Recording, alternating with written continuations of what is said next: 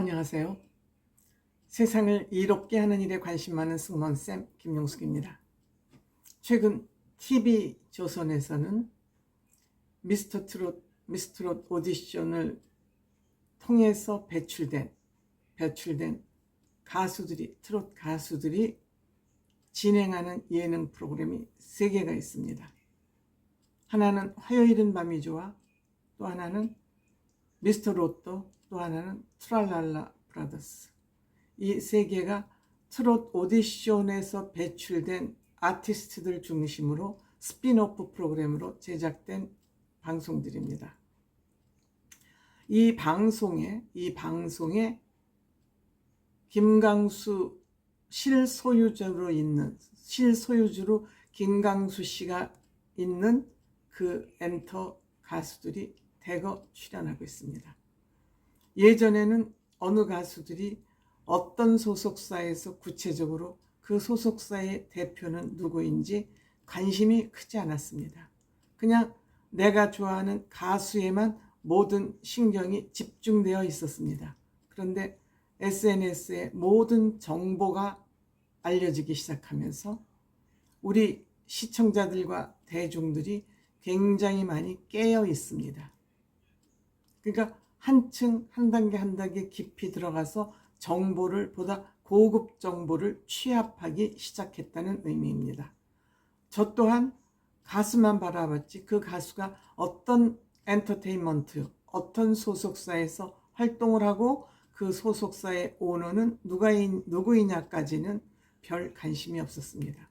그런데 최근 들어서 송가인, 김호중, 안성훈, 이 인기 있는 스타들이 활동하는 모습을 관심을 갖게 되면서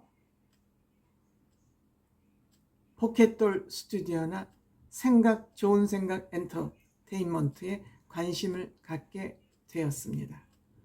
제가 이 말씀을 왜 이렇게 드리냐 하면 지금 TV조선의 스핀오프 프로그램, 트롯 오디션 스핀오프 프로그램에 서혜진 본부장이 떠난 이후 포켓돌 스튜디오와 좋은 생각 엔터 소속 가수들이 거의 다 포진해서 이거 나쁜 의미로 점령을 했다고 그럴까요?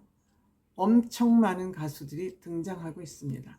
그런데 제가 이와 관련된 영상들을 올릴 때마다 댓글 달리는 내용 중에 가장 많은 게 송가인, 김호중, 안성훈 출연하는 프로그램을 잘 보지 않는다, 보기 싫다 라고 하는 얘기 중에 오너 때문에 보기 싫다는 댓글이 제법 많이 달립니다. 때문에 저는 송가인 씨나 김호중 씨나 안성훈 씨는 이 밖에 또 다른 가수들도 있습니다만 우리의 그렇게 탑스타로 인식되지 않기 때문에 그들은 화제의 대상이 되고 있지 않지만 이 세 사람들, 송가인은 미스트롯 1의 진이었고 김호중 씨는 미스트롯 1의 4위였지만 그 4위를 능가하는 인기를 지금 가지고 있고 안성훈 씨는 미스트롯 2의 진입니다. 우리들의 관심이 집중되는 이 3인들 손해를 보고 있다. 누구 때문에? 소속사 때문에 손해보고 있다. 이 소속사 오너가 과거에 많은 연예인들을 괴롭히고 혹사하고 착취하고 비리를 저지르고 하는 것이 인터넷 SNS 나무 위키에 다 적나라하게 그의 행적이 드러나 있습니다. 그런데 이들이 바로 그 사람이 오너로 있는 소속사에 소속이 되어 있기 때문에 도덕적이지 않은 엔터에서 활동하는 가수들은 가수도 싫다 하는 피해를 보고 있다고 생각됩니다. 피해를. 정보가 빠삭하게 알려진 때문이죠. 물론 이들이 무명 가수 시절 또 지금같이 유명 스타가 되기 전에 이들은 그들의 손을 좋은 생각이나 포켓돌에 소속될 수밖에 없었던 그런 이들은 어쩔 수 없는 그런 사정을 가지고 있습니다. 그러면 이들이 유명인이 된 다음에도 계속 의리 내지는 여러 가지 주변 환경 때문에 여기 계속 소속되어서 활동을 할 수밖에 없는, 사실 이들은 1인 소속사를 지금 차려도 별 하자 없이 활동할 수 있을 만큼의 입지와 뿌리가 단단히 내려져 있습니다. 그럼에도 이들은 아직도 그 소속사에 속해서 활동을 함으로써 손해를 보고 있다. 즉 좋은 소속사라는 것은, 좋은 엔터는 정직한 회사여야 됩니다. 아무리 자산이 많고 스타를 잘 키워낸다 할지라도 정직하지 않으면 안 됩니다. 도덕적으로. 앞으로 투명사회, SNS에서 투명사회가 되어 있기 때문에 도덕적이지 않으면 한 칼에 갑니다. 그럼 그 도덕적이지 않은 회사에 소속되어 있는 아티스트들은 자동적으로 부정적인 평가를 받을 수밖에 없죠. 정직하지 않은 회사는 창의성을 발현하기 힘듭니다. 창의라는 것은 도덕을 먹고 성장하지요. 그렇기 때문에 도덕적이지 않은 회사는 창의성을 발휘할 수 없습니다. 그리고 아티스트를 소중히 여기는 회사여야 됩니다. 아티스트를 돈벌이 도구로 생각해서 무리하게 이들을 뺑뺑이를 돌리는 것, 자기 주머니를 채우기 위해서죠. 돈벌이 도구로 생각하는 회사는 나쁜 회사입니다. 돈벌이 도구로 생각하는 이런 회사는 어떤 일을 저지르냐.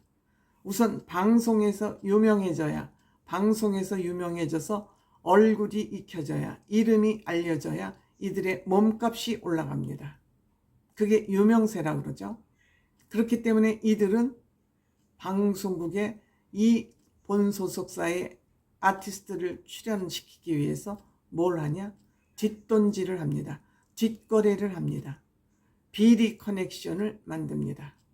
지금 이 많은 연예 방송사들이, 연예 프로그램 제작 PD들이 이 검은 돈을 받지 않은 사람이 별로 없다고 한 유튜버는 얘기하고 있었습니다. 그렇기 때문에, 과거가 있기 때문에 우리 소속사 이 배우 좀 출연시켜줘 그러면 네 알았습니다. 출연시킬 수밖에 없죠. 그래서 이 엔터 오너들은 비리로, 뒷거래로 이들을 방송 프로그램에 밀어넣고 유명세를 이용해서 전국을 뺑뺑이를 돌리는 행사에 출연을 시키게 됩니다. 이로 인해서 생기는 건 뭐죠?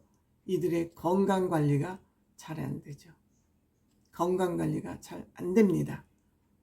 그러니까 노래로 먹고 사는 사람들이 목이 가고 목소리가 제대로 안 나오고 늘 목 치료를 받아야 되고, 이러한 무리한 환경 속에서 일을 할 수밖에 없죠. 왜? 이들은 이미 그들에게 꽉 잡혀 있습니다. 오도 가도 못하게 꽉 잡혀 있습니다.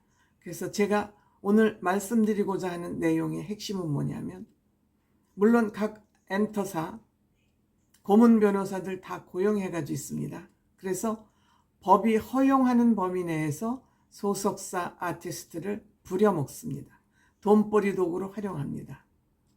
때문에 이 엔터사에 소속된 고문 변호사들 말고 아티스트들도 지금 송가인, 김호중, 안성은 씨 정도 되면, 물론 다른 소속사의 가수들도 마찬가지입니다. 본인 개인 변호사들을 한 사람씩 가지고 있을 필요가 있습니다. 어떤 의미로?